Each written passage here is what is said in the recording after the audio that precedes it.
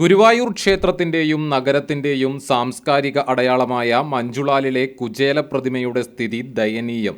കിഴക്കേനടയിലെ മഞ്ജുളാൽ തറയിൽ ക്ഷേത്ര ശ്രീകോവിലിലേക്ക് കണ്ണും നട്ടു നിൽക്കുന്ന കുചേല പ്രതിമയാണ് ആരും തിരിഞ്ഞു നോക്കാതെ ദയനീയ സ്ഥിതിയിലുള്ളത്. കുചേല പ്രതിമയുടെ കയ്യിലുണ്ടായിരുന്ന കീറിപ്പറിഞ്ഞ ഓലക്കുടയും ഈയിടെ പറന്നുപോയി. പ്രതിമയുടെ പലയിടത്തും പെയിന്റ് ഇളകിപ്പോയിട്ടുണ്ട്. കൈവിരലും ഇളകിയ നിലയിലാണ്. കൃത്യമായി പരിചരിക്കാത്തതിനാൽ നിറം മങ്ങി പായലും പൂപ്പലും കയറിയിട്ടുണ്ട്. കുചേല പ്രതിമയുടെ സമീപത്തുള്ള ഗരുഡ പ്രതിമയും ശോചനീയാവസ്ഥയിലാണ്. മുൻപ് വിശേഷ ദിവസങ്ങളെത്തുമ്പോൾ പ്രതിമകൾ പെയിന്റ് ചെയ്ത് പരിചരിക്കാറുണ്ട്. എന്നാൽ അതും ഇപ്പോൾ നടക്കുന്നില്ല.